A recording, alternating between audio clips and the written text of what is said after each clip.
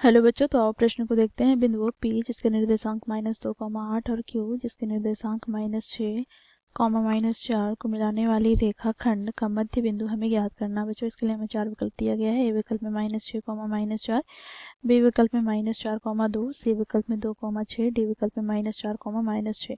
तो दिए गए चारों विकल्पों में से हमें सही विकल्प का चयन करना है। तो बच्चों यहाँ पर हम देखेंगे दिए गए प्रश्न की मुख्य अवधारणा। तो बच्चों देखो, यहाँ पर दो बिंदु P तथा बिंदु Q दिए गए हैं। बिंदु P का निर्देशांक क्या है? तो देखो यहाँ पर हम ले लेते हैं x1, y1 तथा बिंदु Q के निर्देशांक यहाँ पर हम ले लेते हैं क्या? तो x2, y2। तो बच्चों देखो यहाँ पर हम लिखेंगे, देखो बिंदु P तथा बिंदु Q को मिलाने वाली रेखाखंड को यदि बिंदु A दो बराबर भागों में विभाजित करती है, तो यहाँ से बच्चों A का निर्देशांक यदि x, y है, तो बच्चों A का निर्देशांक हम कैसे ज्ञात करेंगे? तो इसके लिए बच्चों यहाँ पर हम लिखेंगे, क्योंकि बिंदु A PQ का मध्य बिंदु है, तो यहाँ पर हम विभाजन सूत्र का प्रयोग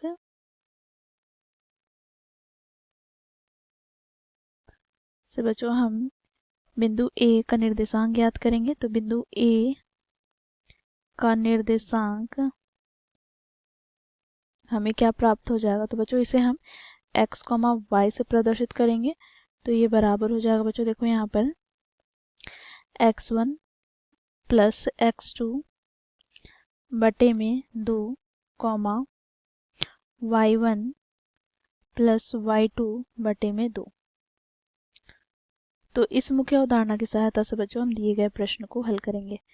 बच्चों देखो, प्रश्न में हमें बिंदु P के निर्देशांक क्या दिए गए हैं? तो देखो यहाँ पर -2, 8 तथा बिंदु Q के निर्देशांक क्या दिए गए हैं? तो -6, -4। बच्चों यहाँ पर बिंदु A का निर्देशांक ज्ञात करना है। तो इसके लिए बच्चों हम यहाँ पर मुख्य अवधारणा की सहायता लेंगे। तो यहाँ से बच्चों x, y बराबर क्या हो जाएगा, अर्थात बिंदु A के निर्देशांक बराबर क्या हो जाएगा? तो यहाँ पर बच्चों हम x1 की बात करें तो x1 क्या दिया गया है? -2 प्लस बच्चों देखो यहाँ पर x2 क्या है? तो -6, तो प्लस माइनस माइनस हो जाएगा, तो यहाँ पर -6 बटे में बच्चों देखो 2, फिर कॉमा यहाँ पर y1 क्या है? तो 8। अब बच्चों y2 क्या है? तो -4, तो प्लस माइनस माइनस 4 बटे 2। तो यहाँ से इसे हम आगे सरल करते हैं, तो यहाँ से हमें प्राप्त हो जाएगा -8 बटे 2, यहाँ से बच्चों क्या होगा? तो देखो 8 में 4 घटाएंगे तो 4 बटे 2। तो यहाँ से हमें प्राप्त हो जाएगा -4, 2। ठीक है, तो यहाँ पर हम लिखेंगे, अतः मध्य बिंदु A का निर्देशांक